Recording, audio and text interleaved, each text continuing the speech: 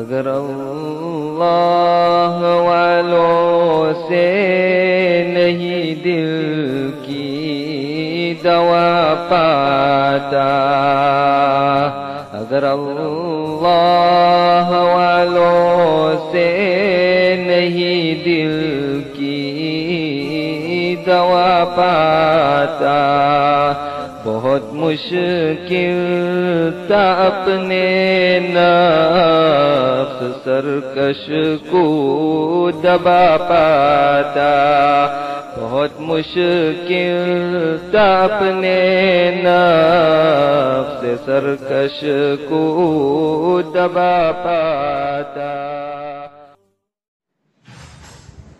الحمد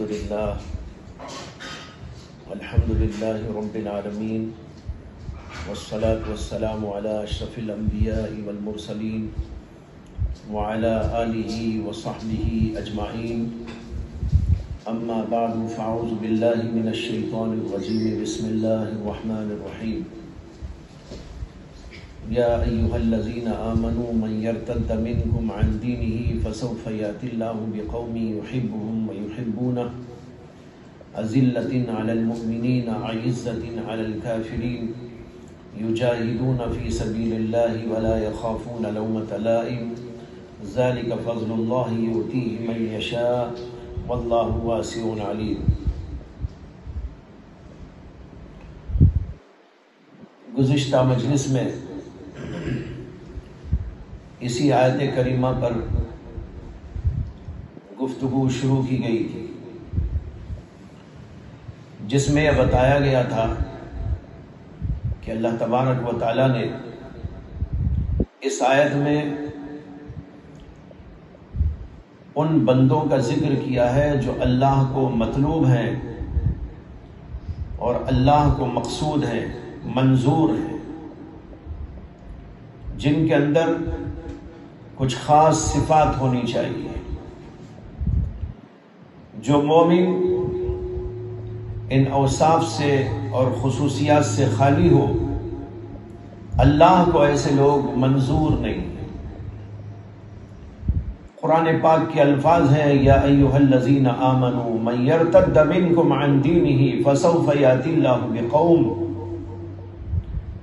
اے ایمان والو، اگر تم دین سے پھر جاتے ہو تو یاد رکھنا کہ اللہ تعالیٰ ایسی قوم کو لا کے کھڑا کریں گے جو قوم ان صفات کی حامل ہوگی۔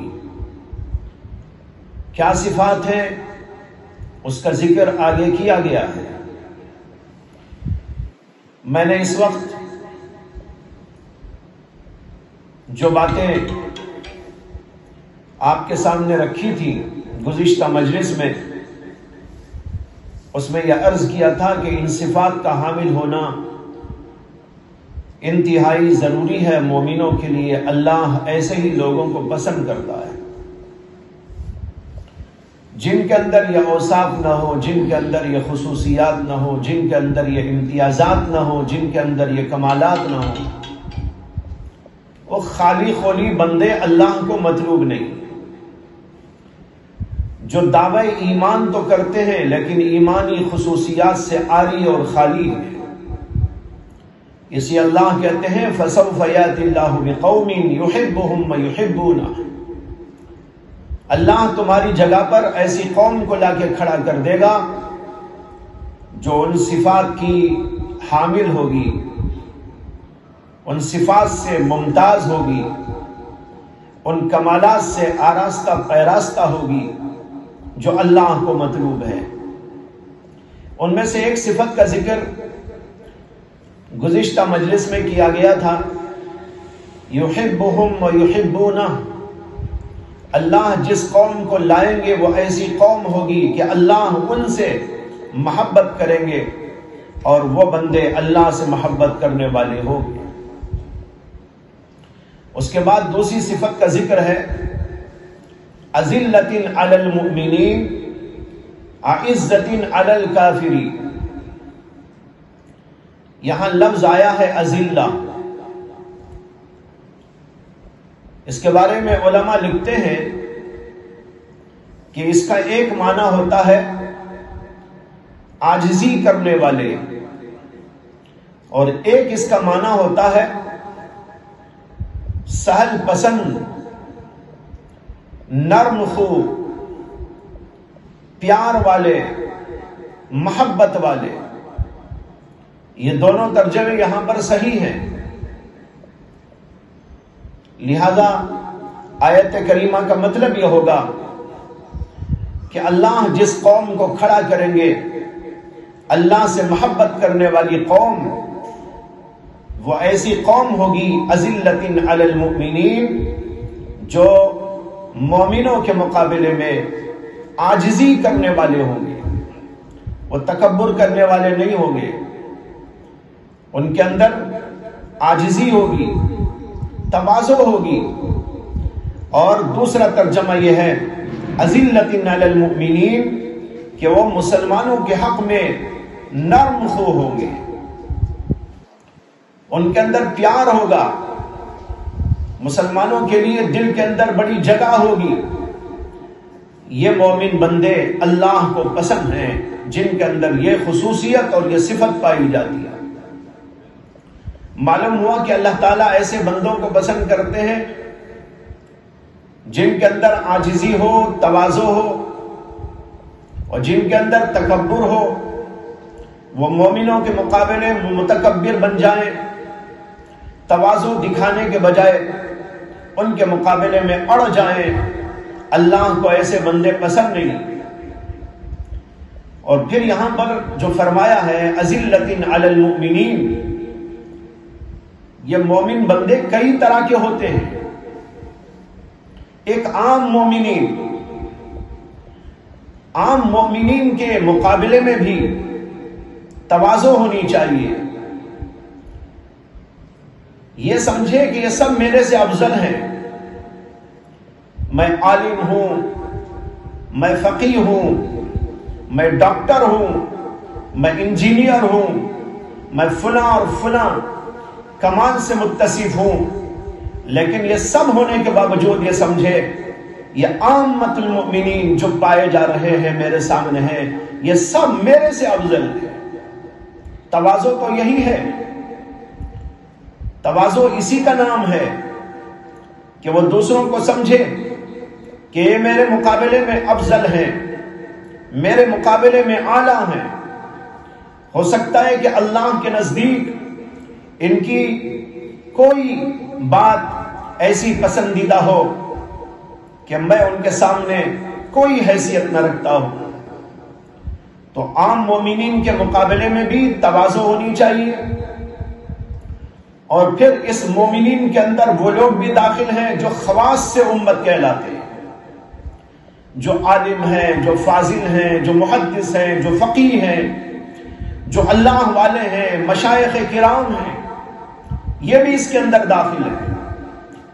جب عامۃ المؤمنین کے مقابلے میں بھی اللہ یہ چاہتے ہیں کہ تواضع رکھو اپنے اندر، میں ایسے ہی مومن بندوں کو پسند کرتا ہوں جو مومنوں کے مقابلے میں اپنے آپ کو متواضع بنا کر رکھتے ہیں، تو آپ اندازہ کیجئے کہ جو خواص سے امت ہے ان کے مقابلے میں دوسرے مسلمانوں کو کس قدر عاجز اور کس قدر متواضع بن کر رہنا چاہیے۔ لیکن آج اس کے اندر بڑی کمی معلوم ہو رہی ہے۔ یہیں سے اکرام مومن کا مسئلہ آتا ہے۔ تبلیغی جماعت کے بانی حضرت مولانا الیاس صاحب نور اللہ مرقدہ نے جماعت کا جب کام جاری کیا تھا تو اس کے لیے کچھ اصول بنائے تھے۔ 6 باتیں مشہور ہیں، ان میں سے ایک بات یہ بھی ہے اکرام مومن، اکرام مسلم۔ یہ مومنوں اور مسلمانوں کا اکرام اسی وقت میں ہوگا جب آدمی اپنے آپ کو عاجز سمجھے گا، اپنے آپ کو متواضع بنائے گا اور دوسرے کو عزت کی نگاہوں سے دیکھے گا۔ اور حضرت نے یہاں پر مومن اور مسلم کہا، جس میں علماء بھی آ گئے، صلحاء بھی آ گئے، خواص سے امت بھی آ گئے، محدثین و فقہا بھی آ گئے، اور اسی کے ساتھ ساتھ عامت المومنین بھی آ گئے۔ سب کے ساتھ یہی سلوک ہونا چاہیے مومن کا کہ ان کے ساتھ وہ اکرام کا معاملہ کرے۔ جب وہ آ جائے ان کے لیے کھڑا ہو جائے، ان کے ساتھ بہتر انداز سے گفتگو کرے، اپنے آپ کو عاجز بنائے اور ان کو اپنے سے بڑا سمجھ کر ان کے ساتھ میں معاملہ کرے۔ لہذا اس میں عام مومنین بھی داخل ہو گئے، خواص بھی داخل ہو گئے۔ لیکن آج کا نقشہ جو ہم کو نظر آ رہا ہے اس میں یہ نظر آتا ہے کہ ہر آدمی اپنے آپ کو بڑا سمجھتا ہے، دوسرے کو ذلیل سمجھتا ہے، اپنے آپ کو سمجھتا ہے کہ میرے جیسا کوئی نہیں، میں یہ قابل ہوں، میرے اندر یہ کمال ہے، میرے اندر یہ خصوصیت ہے، میرے اندر یہ امتیاز ہے، لیکن میرے مقابلے میں کوئی کچھ نہیں۔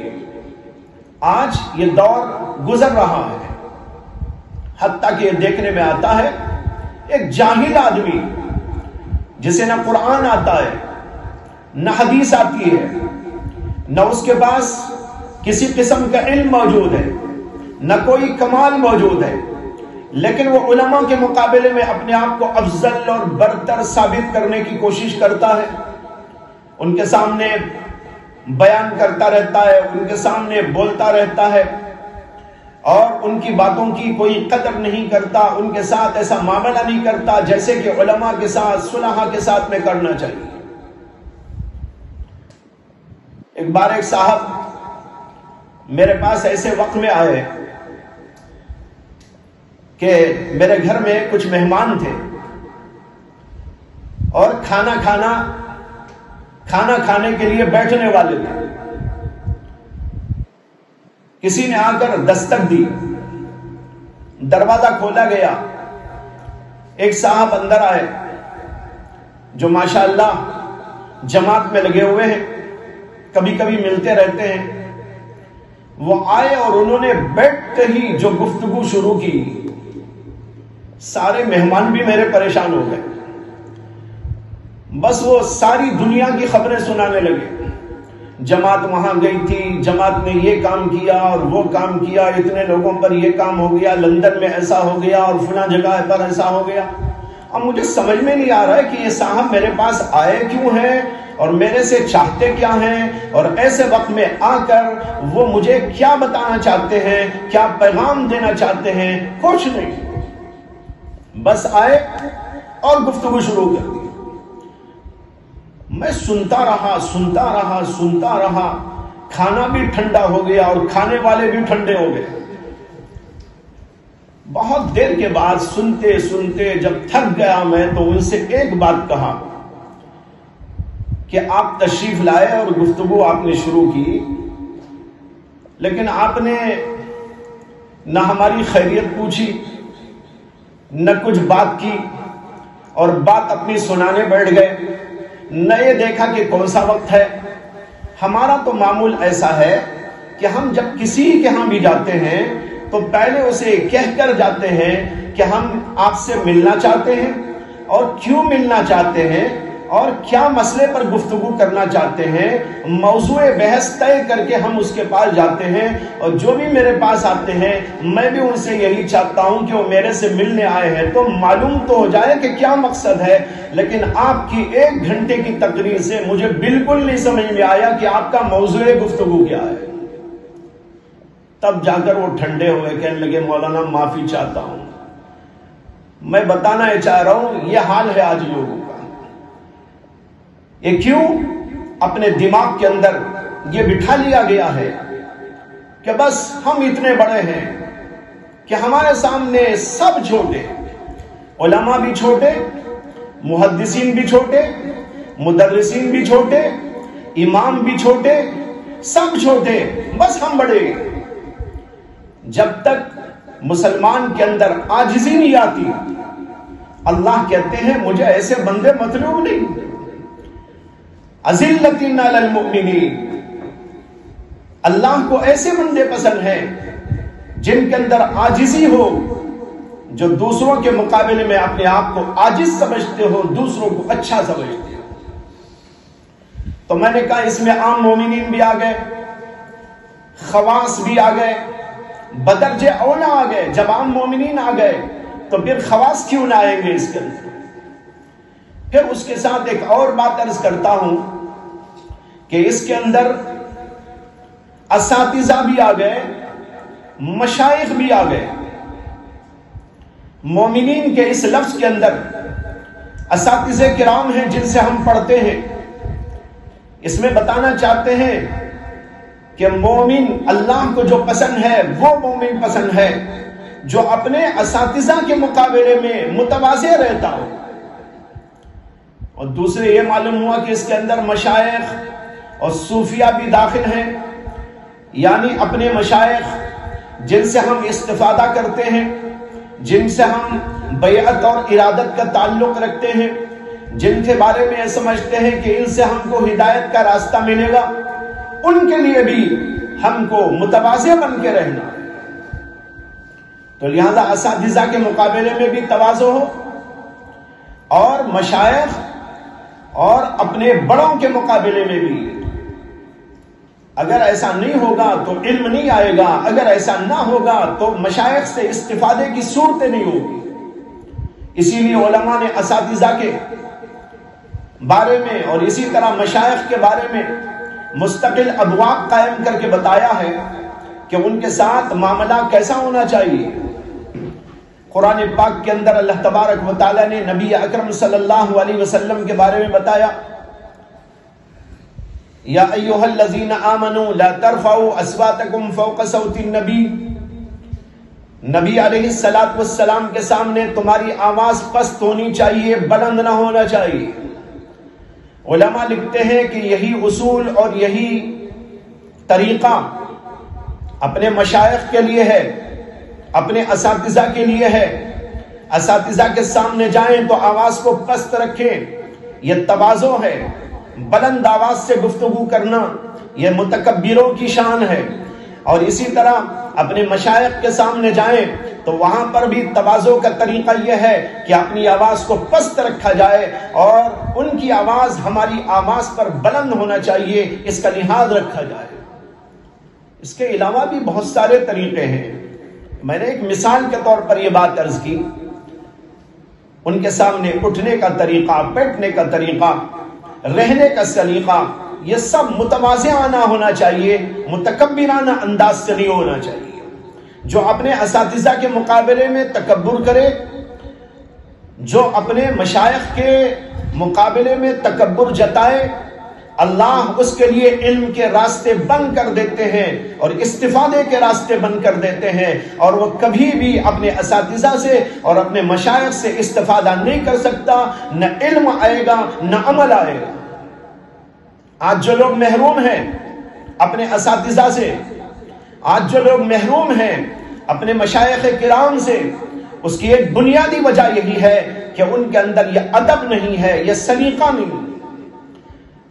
وہ متکبرانہ انداز سے آتے ہو جاتے ہیں، متکبرانہ انداز سے بات چیت کرتے ہیں، یا اگر بات چیت بھی نہیں کرتے تو دل کے اندر تکبر بھرا ہوا ہے، میں بڑا میں بڑا میں بڑا۔ یہ میں پن جو آ جاتا ہے تو انسان کو تباہی کے غار میں لے جا کے ڈھکیل دیتا ہے۔ اسی اللہ نے کہا اذلۃ علی المؤمنین، مومنوں کے مقابلے میں، چاہے وہ مومن عام مومن ہو، چاہے وہ مومن خاص مومن ہو، چاہے وہ مومن تمہارا استاد ہو، چاہے وہ مومن تمہارا شیخ ہو، ان سب کے مقابلے میں تمہارے اندر تواضع کی شان ہونا چاہیے۔ اگر تواضع کی شان ہے تو ایسے بندوں کو اللہ پسند کرتے ہیں اور ایسے بندوں کو اللہ چاہتے ہیں۔ اب ہم اندازہ کر لیں اپنے اپنے طور پر کہ ہمارے اندر یہ صفت کہاں تک آ گئی۔ عام مومنوں کے مقابلے میں بھی ہمارے اندر یہ بات نہیں۔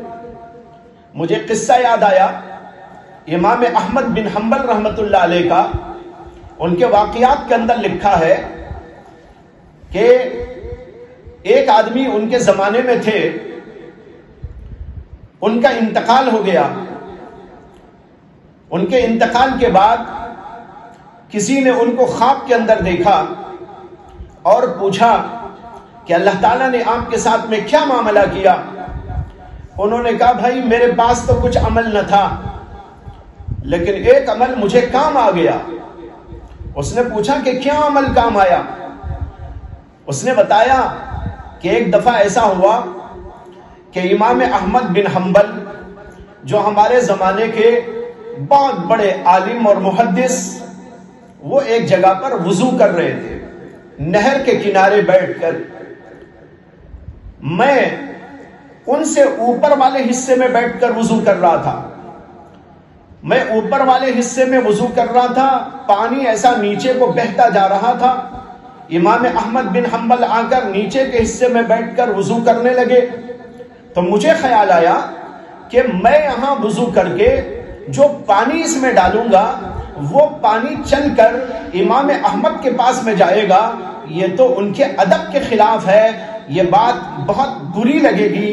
اس لیے وہ کہتے ہیں کہ میں وہاں سے فوراً اٹھ گیا اور پھر امام احمد جہاں بیٹھے تھے اس کے نیچے کی طرف آ کر بیٹھ کر وہاں وضو کیا، یہ خیال کر کے کہ ان کا پانی جب وہاں سے چلے گا تو وہ میرے لیے وضو کا پانی بنے گا، یہ میرے لیے اچھی بات ہے۔ میرے وضو کا پانی ان کے حق میں جائے، یہ بات ادب کے خلاف ہے۔ کہتے ہیں کہ اللہ نے ایک عالم کی تعظیم کی وجہ سے میری بخشش فرمائی۔ آج کہاں ہے یہ؟ علماء کے سامنے، مشائخ کے سامنے، اپنے بڑوں کے سامنے عاجزی، تواضع، ادب، سلیقہ کچھ نہیں رہا۔ اسی لیے آج بیشتر لوگ علم سے اور تربیت سے محروم ہوتے جا رہے ہیں۔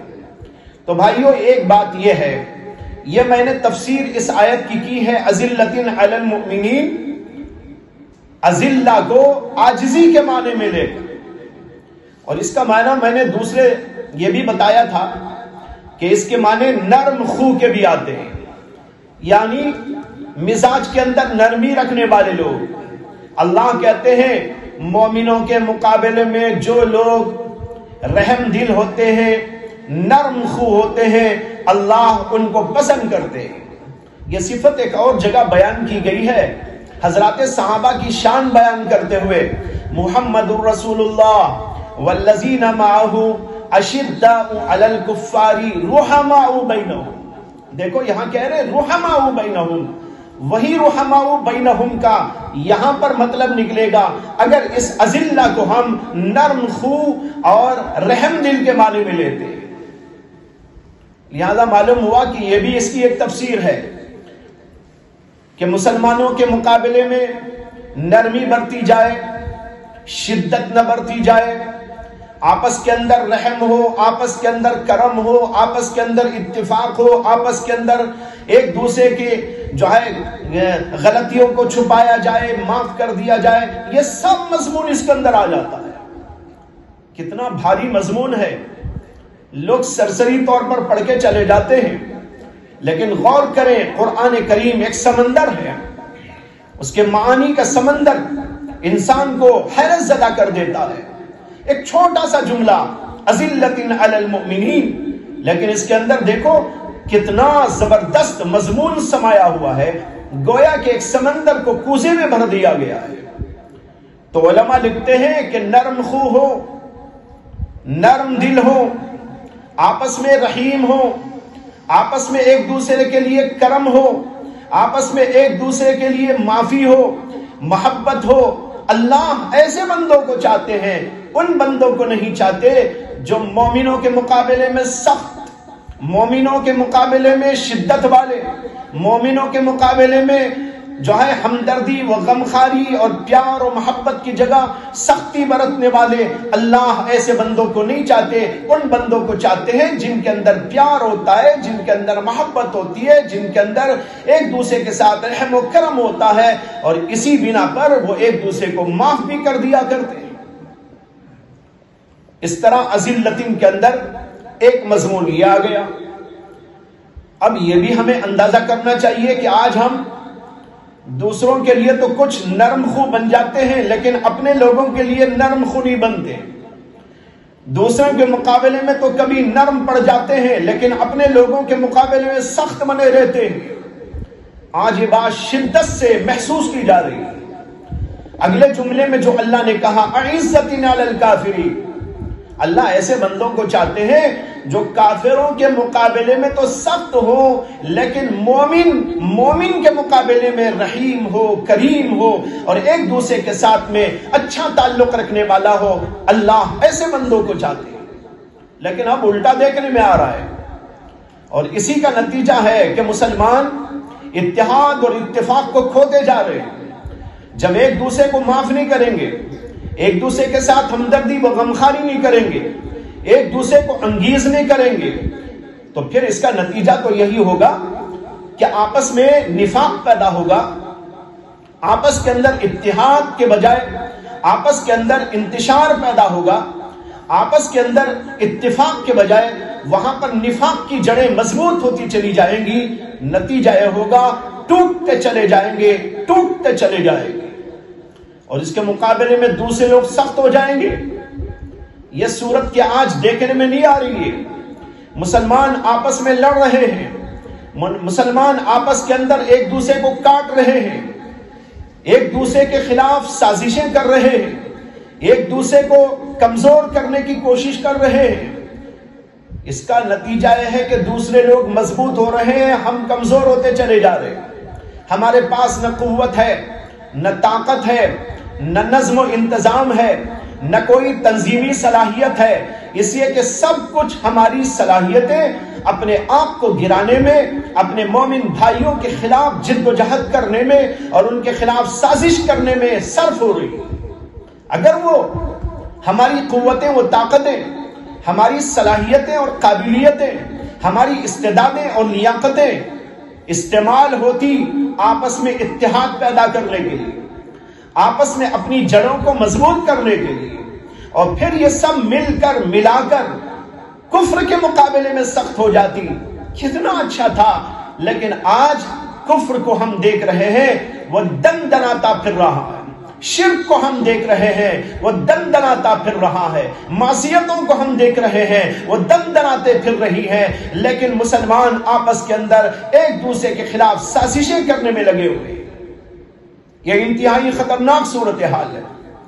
اللہ کہتے ہیں مجھے ایسے لوگ نہیں پسند ہیں، مجھے تو پسند ایسے لوگ ہیں جن کا میں ذکر کر رہا ہوں۔ لہٰذا اب بھی مومنوں کو سمجھنا چاہیے وقت اب بھی موجود ہے، وہ آپس کی ان سازشوں کو چھوڑیں، آپس کے اندر بغض و عداوت کو نکالیں، آپس کے اندر کی شدتوں کو ختم کریں، پیار پیدا کریں، محبت پیدا کریں، اتفاق پیدا کریں، اتحاد پیدا کریں۔ اور ایک بات یاد رکھو کہ اتفاق اور اتحاد کی جڑ عاجزی ہے، اور اختلاف اور انتشار کی جڑ تکبر ہے۔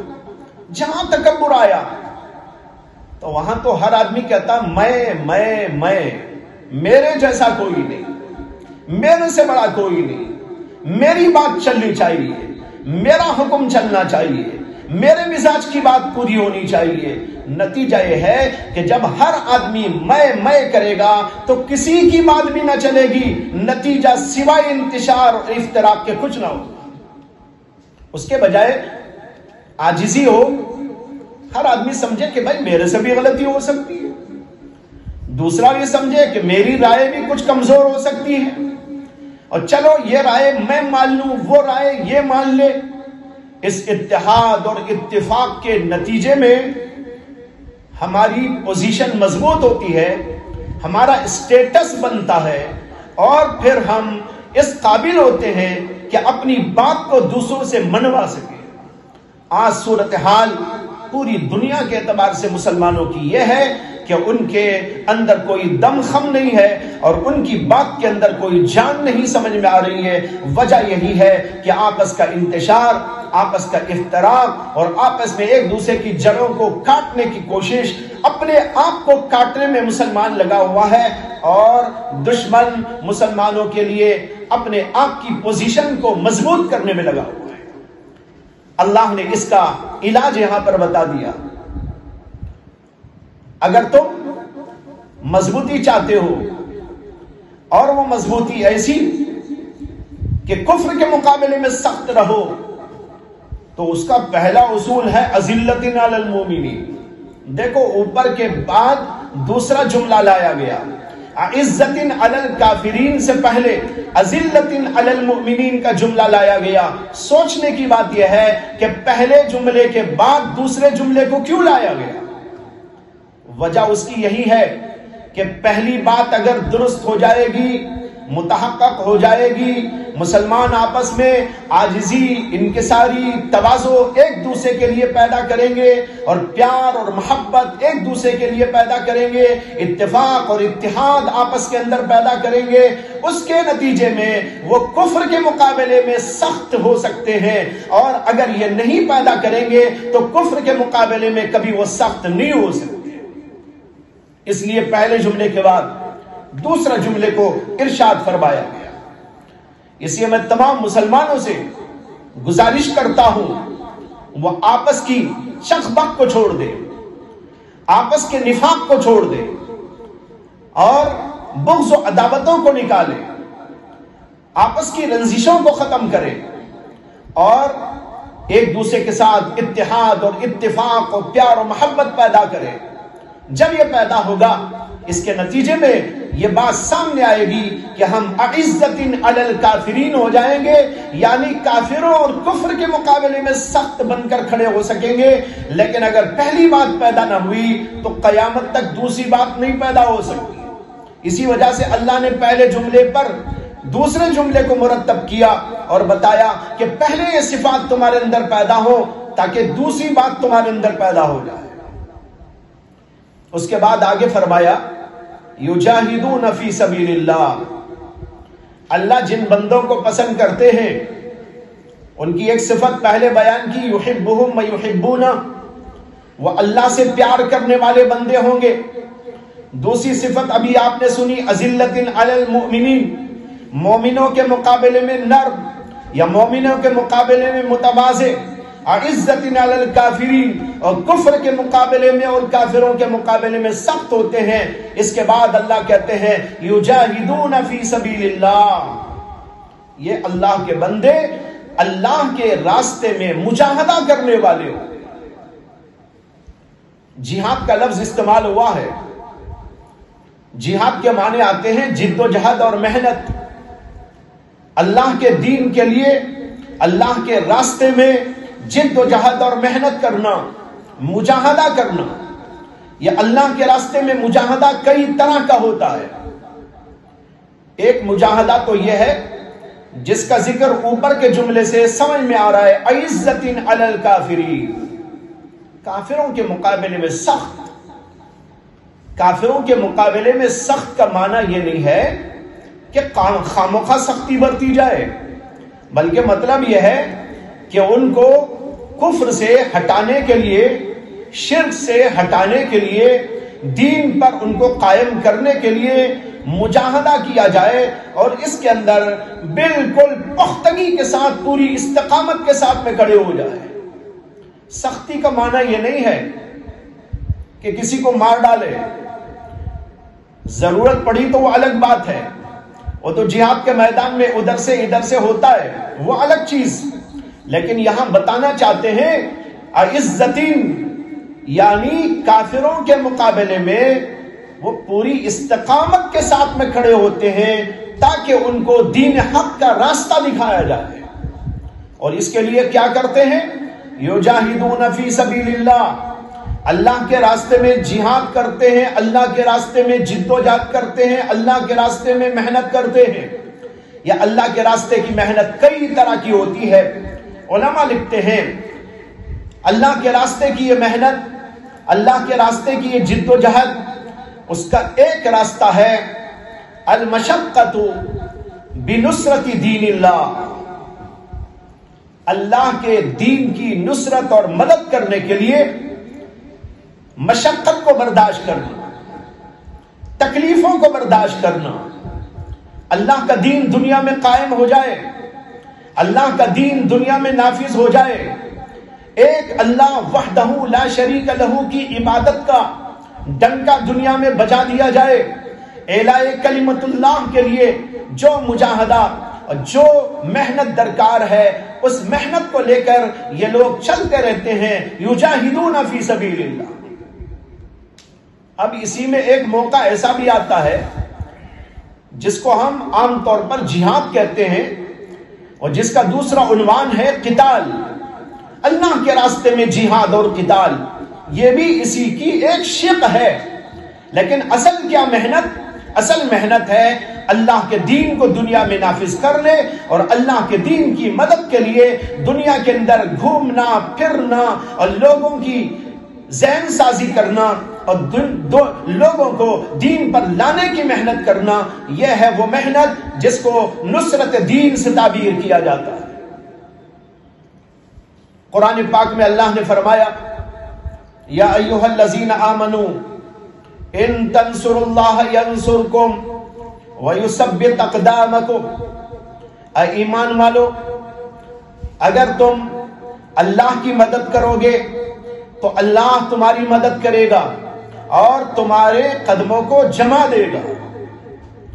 علماء لکھتے ہیں کہ اللہ کو تو کوئی مدد کی ضرورت نہیں، مدد تو ہم کو درکار ہے.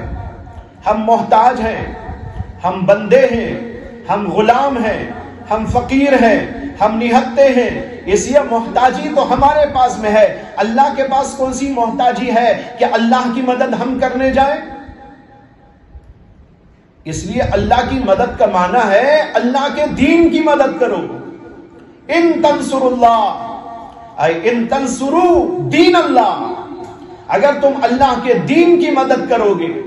اللہ کے دین کی مدد کیا ہے؟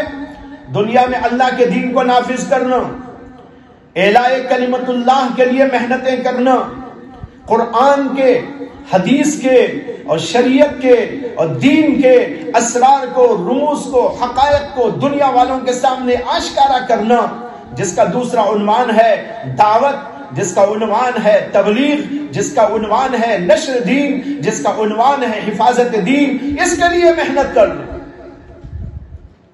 یہ محنت اعلیٰ درجے کی محنت ہے.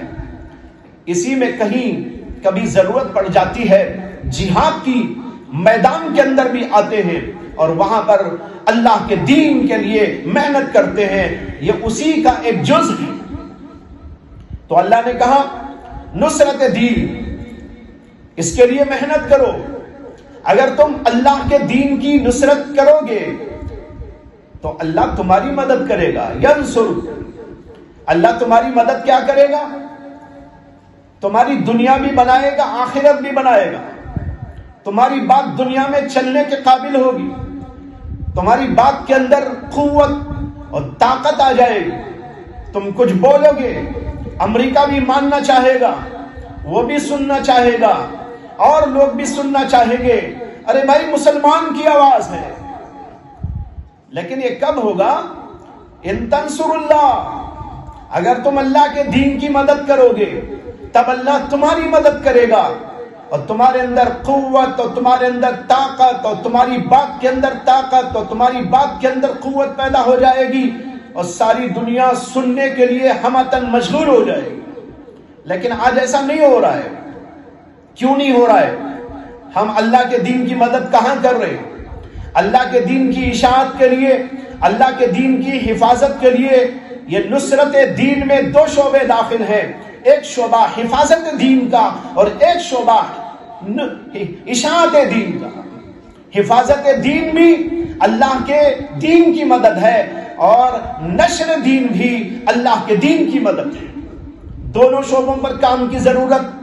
حفاظت دین کا کام تو الحمدللہ بہت حد تک مدارس، جماعتیں، تحریکیں، حضرات علماء کرام، مشائخ اعظام، یہ لوگ کسی نہ کسی حد تک اس کام کو کرتے جا رہے ہیں. قرآن محفوظ ہے، حدیث محفوظ ہے، ان کی تشریحات محفوظ ہے، ان کے اسرار محفوظ ہے، ان کے حقائق محفوظ ہے، دین کے احکام محفوظ ہے، ایک ایک سنت محفوظ ہے، ایک ایک ادب محفوظ ہے، شوشہ شوشہ محفوظ ہے.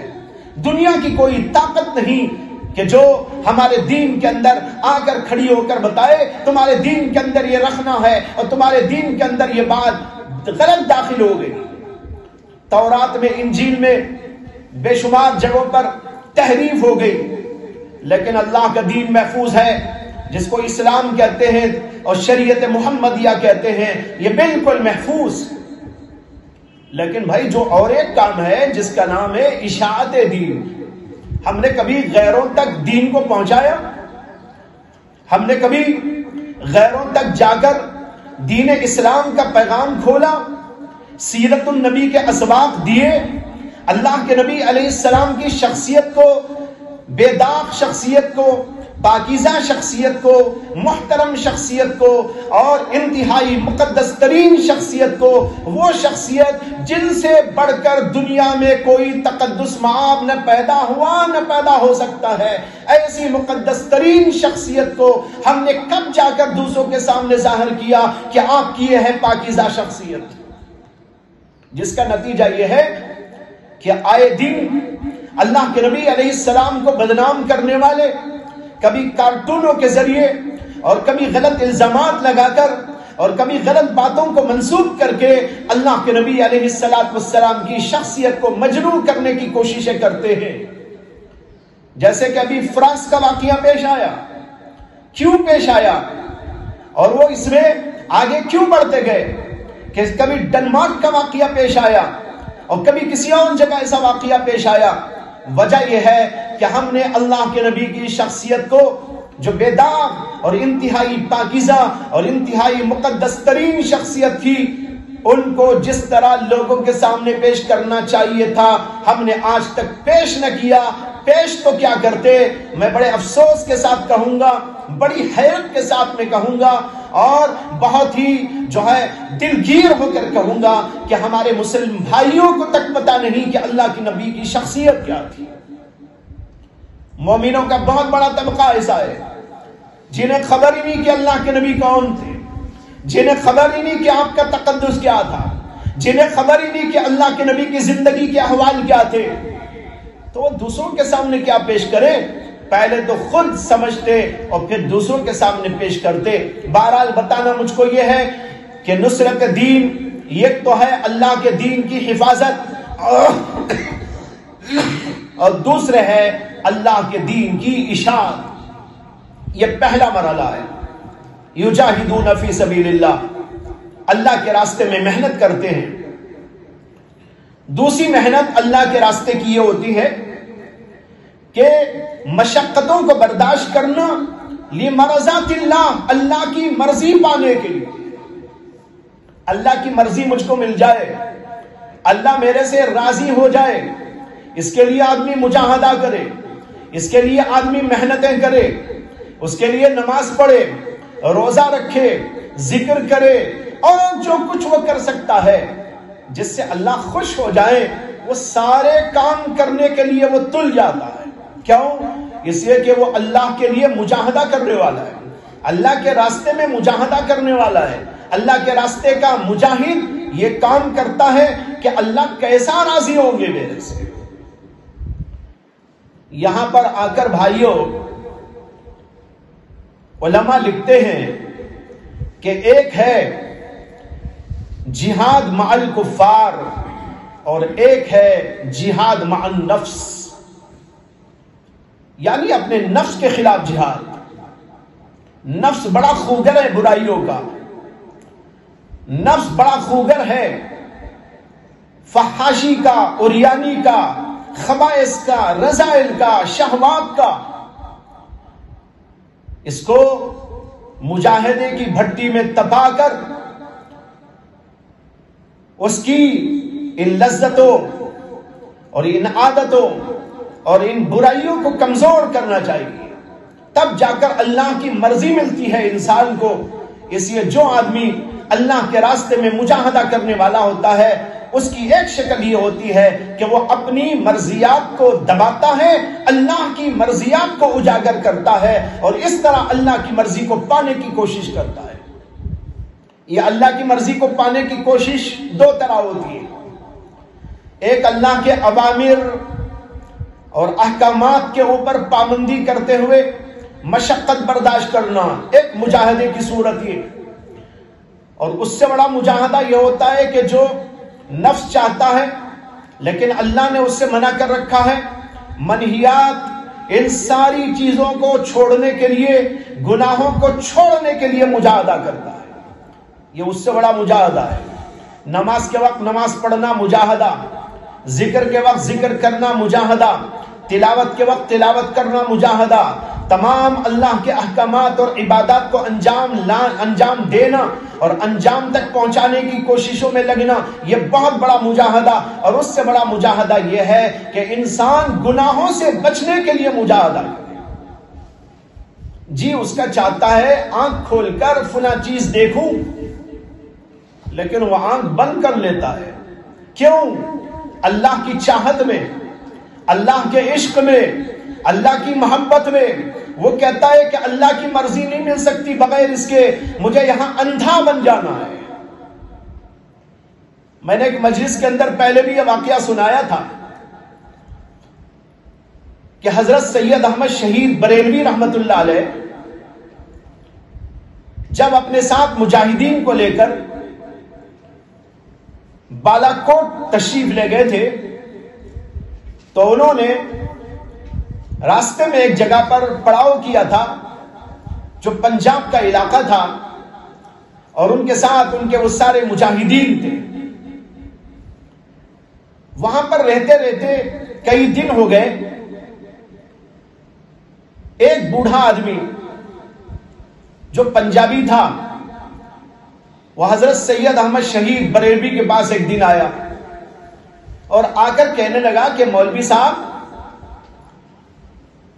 یا ملا جی، یہ آپ اپنے ساتھ اندھوں کو کیوں لے کے آ گئے ہیں؟ کیا کریں گے ان اندھوں کو لے کر؟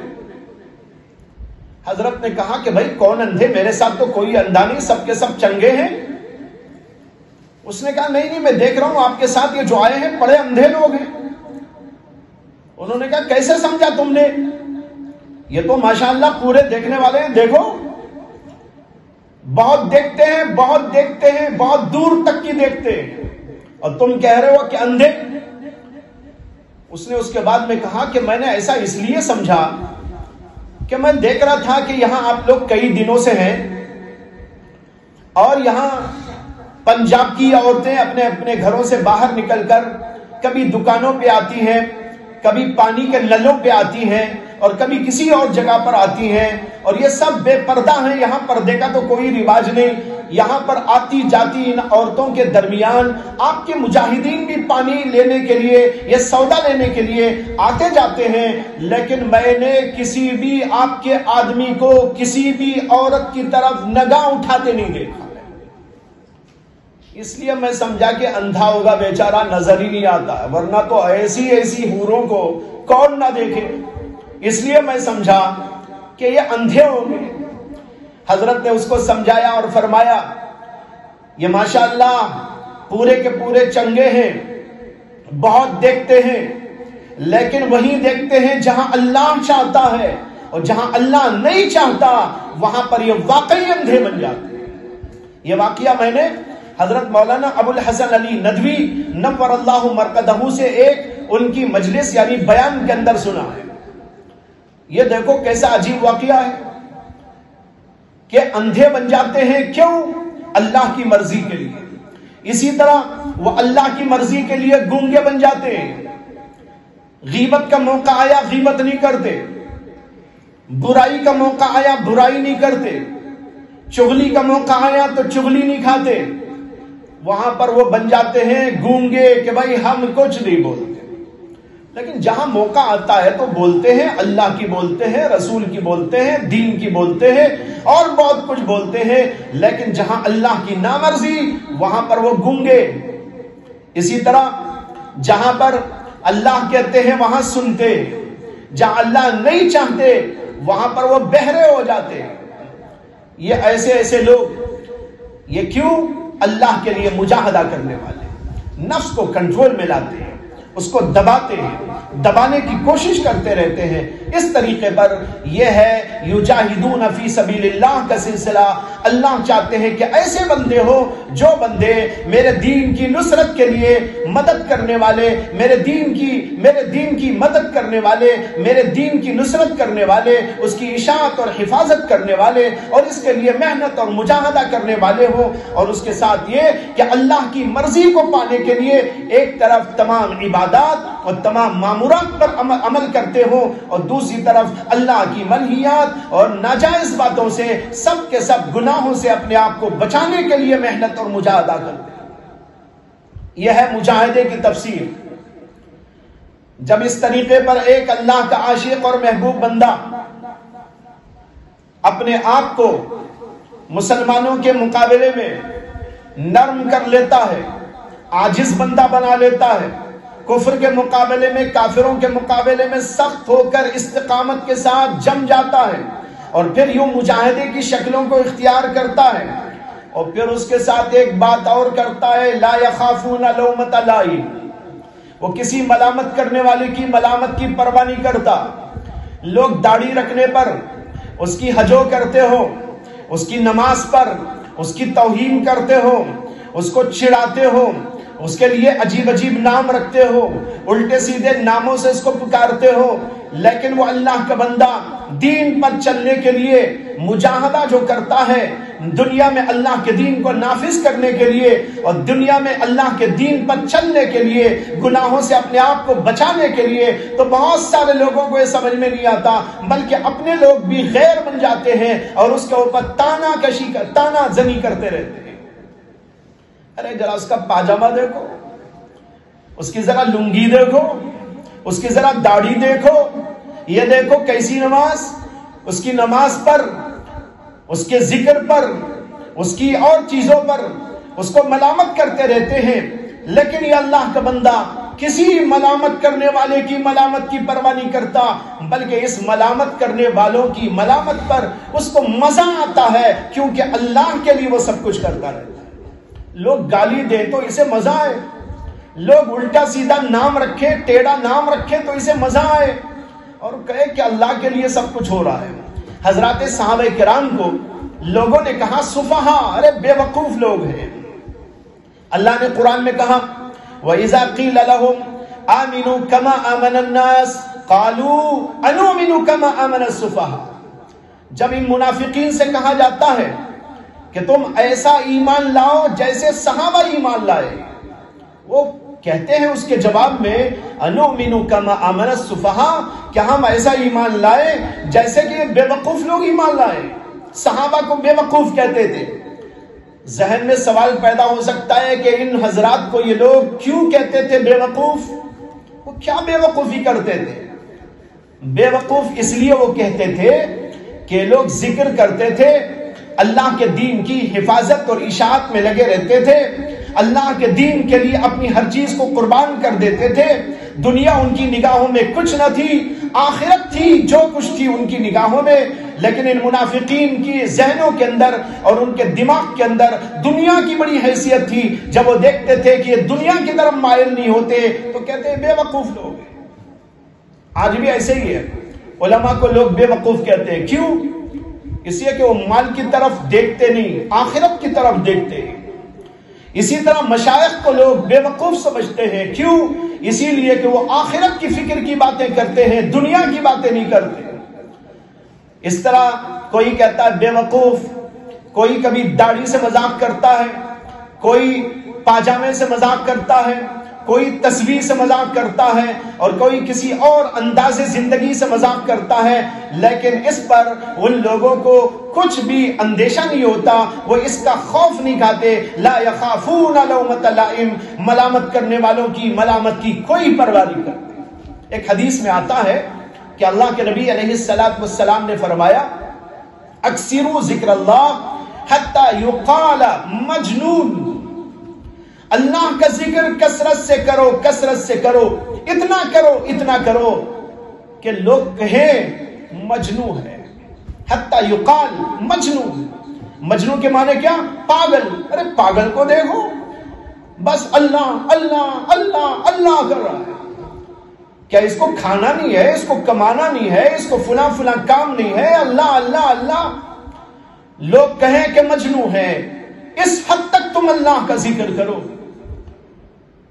مجنوں کہنے کی پرواہ نہ کرو، بے وقوف کہنے کی پرواہ نہ کرو، اور تمہارے اوپر ٹیڑے ٹیڑے نام لگائے جائیں تو پرواہ نہ کرو۔ کیا نبی سے یہ نہیں ہوا؟ نبی کے ساتھ لوگوں نے نہیں کیا؟ ساحر کہا، جادوگر کہا، شاعر کہا، اور کچھ کہا، مجنوں کہا، یہ سب کچھ کہا، لیکن نبی نے اس کی کوئی پرواہ نہیں کی، وہ دین کا کام کرتے رہے۔ اس میں سالکین کو، دین کے خدمت گزاروں کو، دعوت اللہ اور دین کی خدمت کر کے دین کے نافذ کرنے والے کا شوق رکھنے والوں کو بہت اہم نصیحت ہے کہ جب تم مجاہدہ کرو گے اللہ کے دین کے واسطے اور دین پر قائم رہنے کے لیے، گناہوں سے بچنے کے لیے، کہیں آنکھیں بند کر لو گے، اچھی اچھی لڑکیاں سامنے آ رہی ہیں، آنکھیں بند کر لی، وہ لڑکیاں بھی کہیں گی ارے مولوی صاحب تو پتہ نہیں، سب تو ہم کو دیکھتے ہیں، یہ کیوں نہیں دیکھتا، بے وقوف ہے۔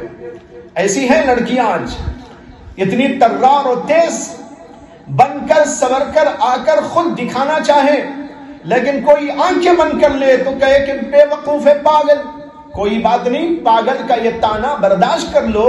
لا یخافون لومۃ لائم، اللہ کے دین کو قائم رکھنے، اللہ کے دین پر چلنے اور اللہ کی مرضی کو پانے کے لیے اس طرح کے تانے تمہارے اوپر آتے رہیں تو اس کا کوئی خوف نہیں کرنا چاہیے۔ یہ ہے لا یخافون لومۃ لائم۔ حضرت خواجہ مسعود صاحب رحمت اللہ علیہ، جو حضرت تھانوی رحمت اللہ علیہ کے خلیفہ تھے، انہوں نے ایک شعر کہا، سارا جہاں خلاف ہو پرواہ نہ چاہیے، سارا جہاں خلاف ہو پرواہ نہ چاہیے، پیش نظر تو بس مرضی جاننا چاہیے۔ ارے وہاں یہ دیکھو اللہ راضی ہے کہ نہیں، دنیا والے گالی دیں، دنیا والے تانے کسے، کیا اس کی طرف التفات کرنے کی ضرورت ہے؟ سارا جہاں خلاف ہو پرواہ نہ چاہیے، پیش نظر تو بس مرضی جاننا چاہیے۔ یہ مومن کی شان ہوتی ہے۔ اللہ نے اسی کو کہا لا یخافون لومۃ لائم، حضرت نے اسی کا ترجمہ اس طرح کر دیا۔ آگے اللہ کہتے ہیں ذالک فضل اللہ، یہ جو اچھے لوگوں کی صفات اللہ نے بیان کی اور ہم کو اور آپ کو متوجہ کیا کہ بھائی تم کو ایسا بننا ہے، اگر تم ایسے نہیں بنتے تو میں تم کو ہٹا دوں گا، دوسرے کو لاؤں گا۔ یہ تو ایسا ہے جیسے ایک آدمی ایک کمپنی میں کام کرتا تھا، کمپنی چاہتی تھی کہ ایسا آدمی ہونا چاہیے، ایسا ماہر ہونا چاہیے، یہ کام کرنے والا ہونا چاہیے، یہ قابلیت والا ہونا چاہیے۔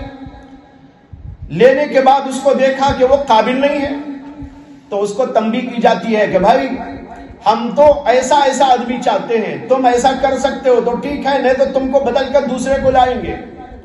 اللہ اسی طرح تنبیہ کر رہے مسلمانوں کو، یا ایھا الذین آمنوا من یرتد منکم عن دینہ، اے ایمان والو جو تم میں سے پھر جائے دین سے، دین پر چلنا نہ چاہتا ہو، ان صفات اور خوبیوں کو اپنے اندر پیدا نہ کرنا چاہتا ہو، اس کی محنت نہ کرنا چاہتا ہو، فسوف یأتی اللہ بقوم، ہم دوسروں کو لا کے رکھیں گے، ان سے کام لیں گے اور ان کے اندر یہ صفات ہوں گی، وہ اللہ کو چاہنے والے ہوں گے، مومنوں کے مقابلے میں وہ نرم خو ہوں گے اور ان کے اندر عاجزی و تواضع ہوگی اور دین پر استقامت کے ساتھ کافروں کے مقابلے میں جمنے والے ہوں گے اور اللہ کے لیے مجاہدہ کرنے والے ہوں گے، یعنی وہ دین کی نصرت اور دین کی حفاظت اور دین کی اشاعت کا کام کرنے والے ہوں گے، خود دین پر جمنے کے لیے عبادات انجام دیں گے، معمورات کو انجام دیں گے، گناہوں سے اپنے آپ کو بچا کر مجاہدہ کرتے رہیں گے اور کسی ملامت کرنے والے کی ملامت کی پرواہ نہ کر اپنی ڈیوٹی کو برابر انجام دیتے چلے جائیں گے۔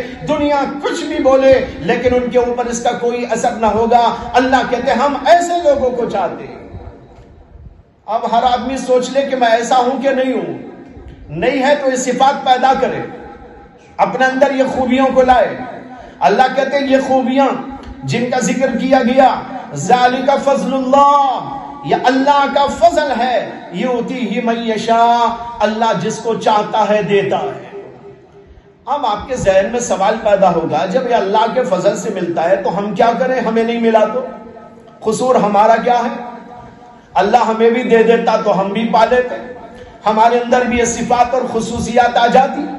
لیکن بھائیوں یہاں پر سمجھنے کی بات یہ ہے کہ جب اللہ اس طرح کہتے ہیں ذالک فضل اللہ، تو ہم کو اور آپ کو متوجہ کرتے ہیں میری طرف سے کچھ بھی کمی نہیں ہے دینے میں، کمی ہے تو تمہاری طرف سے۔ کمی کیا ہے؟ تم مانگتے نہیں ہو، تم آنا نہیں چاہتے ہو۔ یہ ایسا ہے جیسے ایک باپ بچوں کو دیتا ہے، ایک بیٹا آتا ہی نہیں باپ کے پاس، دوسرے بیٹے آتے ہیں، لیتے ہیں، پراپرٹی لے رہے ہیں، پیسہ لے رہے ہیں، اور چیزیں لے رہے ہیں۔ باپ کہتا میں تو دینے تیار ہوں، میں بڑا فضل والا ہوں، بڑا کرم والا ہوں، لیکن ایک بیٹا آتا ہی نہیں۔ اب وہ کہنے لگے کہ ابا جی سب کو دے رہے، مجھے کیوں نہیں دیتے؟ وہ فضل والے ہیں تو کیوں مجھے نہیں دیتے؟ مجھے بھی دیتے تو میں بھی مالدار ہو جاتا۔ اس کا جواب یہی تو ہے کہ وہ آتا کیوں نہیں باپ کے پاس، مانگتا کیوں نہیں باپ سے، عاجز کیوں نہیں بن جاتا؟ اگر وہ بنتا تو اس کو بھی دے دیا جاتا۔ اسی طریقے پر اللہ کہتے ہیں ذالک فضل اللہ یؤتیہ من یشاء، یہ اللہ کا فضل ہے، جس کو چاہتا ہے وہ دیتا ہے۔ اگر تم چاہتے ہو آؤ میرے پاس، دعائیں کرو، عاجزی کرو، التماس کرو، میرے سامنے عاجز بندے بنو، تب جا کر میں تم کو دوں گا۔ یہ میرا فضل ہے، اس کے اندر کوئی قید نہیں، ہر آدمی اس فضل کو پانے کی کوشش کر سکتا ہے۔ میرے دربار میں آ کے تو دیکھو۔ اسی لیے آگے تو کہا وَهُوَ وَاسِعٌ عَلِيمٌ، ذَلِكَ فَضْلُ اللَّهِ يُؤْتِيهِ مَن يَشَاءُ وَاللَّهُ وَاسِعٌ عَلِيمٌ، اور اللہ تو بہت وسعت والے ہیں۔ ان کے ہاں کمی کیا ہے؟ ساری دنیا کو دے دے، جنات کو دے دے، انسانوں کو دے دے، بادشاہوں کو دے دے، فقیروں کو دے دے، چونٹیوں کو دے دے، مکڑیوں کو دے دے، بڑوں کو دے دے، چھوٹوں کو دے دے، سب کو دے دے، لیکن پھر بھی اللہ کے پاس اتنا ہے کہ اس کے اندر کچھ کمی نہیں ہے۔ اللہ بہت وسعت والے، علیم، اور اللہ جانتے ہیں تمہارے دلوں کو، اللہ جانتے ہیں تمہارے اعمال کو، وہ دیکھ کے دیتے ہیں۔ جو قدر نہیں کرتا، جو آتا نہیں، جس کے دل کے اندر لینے کی طلب نہیں، اللہ اسے کیوں دیں گے؟ اللہ اس کو دیتے ہیں جس کے اندر یہ طلب ہوتی ہے، جس کے اندر یہ خصوصیت ہوتی ہے کہ وہ اللہ کے سامنے آ کر عاجز بندہ بنتا ہے۔ یہ اللہ جانتے ہیں، اس لیے کہا وَهُوَ وَاسِعٌ عَلِيمٌ، وہ وسعت والے تو بہت ہیں، لیکن دینے کا اصول بھی اللہ کے ہاں، اس لیے اللہ جانتے بھی ہیں کہ کس کو دینا ہے، کس کو نہیں دینا، کون قدر کرنے والا، کون ناقدرہ، کون مانگنے والا، کون نہیں مانگنے والا، کون طالب اور کون نہیں طالب، اللہ یہ دیکھتے ہیں۔ اس لیے اپنے اندر طلب پیدا کرو، اللہ کے سامنے عاجز بن کے آؤ، اللہ ضرور بالضرور تم کو بھی نوازے گا۔ یہ ہے آیت جو آپ کے سامنے تشریح کے سامنے عرض کی گئی ہے۔ اللہ سے دعا کرتا ہوں کہ اللہ تعالی ہمارے اندر بھی یہ خصوصیات اور یہ صفات اور یہ امتیازات اور یہ کمالات پیدا فرما دے۔ اس کے لیے دعاؤں کا اہتمام کریں، عاجز بندے بن کر کبھی تہجد میں اور کبھی دوسری نمازوں میں اللہ سے گڑ گڑا کر مانگے۔ مانگنا اسی سے ہے، وہی دینے والا ہے۔ اس لیے کہ ذالک فضل اللہ، یہ اللہ کا فضل ہے، کہیں اور نہیں ملے گا۔ زید کے پاس نہیں ملے گا، بکر کے پاس نہیں ملے گا، کسی بادشاہ کے پاس نہیں ملے گا، زمین کے پاس نہیں ملے گا، آسمان کے پاس نہیں ملے گا، چاند کے پاس نہیں ملے گا، سورج کے پاس نہیں ملے گا۔ یہ فضل اللہ کا اللہ ہی کے پاس ملے گا۔ اسی اور اسی کے دربار میں اور مان کے دیکھو کہ وہ دیتا ہے کہ نہیں دیتا، پھر بولنا۔ اللہ اسی لیے کہہ رہے واللہ واسع علیم۔ اللہ مجھے بھی آپ کو بھی توفیقات مرحمت فرمائے اور ہم کو بھی اس سے ایک وافر حصہ عطا فرمائے۔ وآخر دعوانا الحمدللہ رب العالمین۔